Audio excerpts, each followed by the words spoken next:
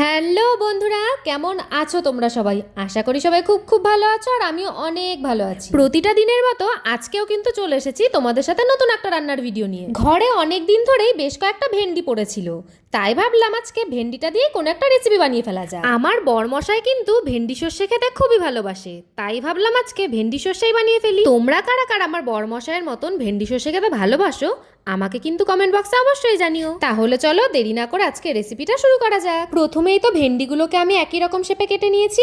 এরপর কড়াইতে অনেকটা পরিমাণে তেল দিয়ে দিয়েছি, আর তেলটা ভালো করে গরম হয়ে আসলেই পরিমাণ মতন লবণ আর হলুদ দিয়ে ভেন্ডিগুলোকে কিন্তু আমি ভালো করে ভেজে নিয়েছি। ভেজে রাখা ভেন্ডিগুলোকে নামিয়ে রেখে আমি এদিকে চলে এসেছি পেস্ট বানিয়ে নেওয়ার জন্য। প্রথমেই তো একটা টমেটোর পেস্ট করে নিয়েছি, এরপর করে নিচ্ছি দুরকম সর্ষের পেস্ট, সাদা সর্ষে আর কালো সর্ষে। আমি কিন্তু এতে বেশ কিছুটা পরিমাণে পোস্ত অ্যাড করেছিলাম, 4টা শুকনো লঙ্কা দিয়ে আমি কিন্তু পেস্টটা ভালোভাবে করে নিয়েছি।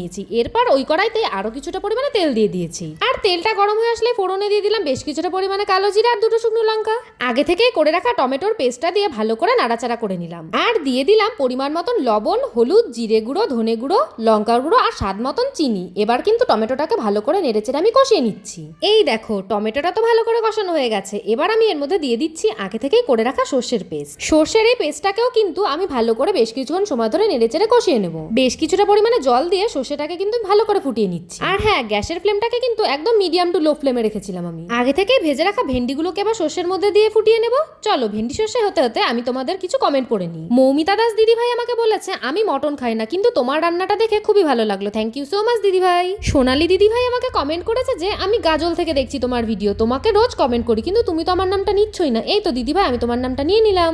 একটি মিষ্টি দিদি ভাই আমাকে কমেন্ট করেছে যে তোমার ভিডিও দেখতে খুব ভালো লাগে, আমার নামটা নিও, আমার নাম চাঁদনি, থ্যাংক ইউ সো মাচ দিদি ভাই। নবিতা সিং দিদি ভাই আমাকে বলছে আমি কিন্তু মটন খেতে একটু বেশিই ভালোবাসি, আর তোমার এই রান্নাটা দেখে আমার জিভে জল চলে আসলো। থ্যাংক ইউ সো মাচ সবাইকে আমাকে এত সুন্দর সুন্দর কমেন্ট করার জন্য।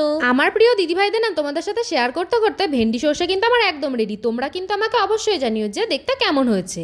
আশা করি তোমরা সকলেই ভেন্ডি সর্ষে খেয়েছো, আর যারা কখনো খাওনি তারা কিন্তু একদম ইজি এই উপায়ে ভেন্ডি সর্ষে বাড়িতে ট্রাই করতেই পারো। চলো আমি খেয়ে তোমাদেরকে বলি যে খেতে কেমন হয়েছে। সত্যি কথা বলতে আমি ভাবতেও পারিনি যে খেতে এতটাই টেস্টি হবে। খেতে তো খুবই দুর্দান্ত হয়েছে, তোমরা কিন্তু অবশ্যই একবার ট্রাই করো। আজকের মতন এইটুকুই, চলে আসবো আবার নতুন কোন একটা রান্নার ভিডিও নিয়ে। তো চলো সবাইকে টাটা।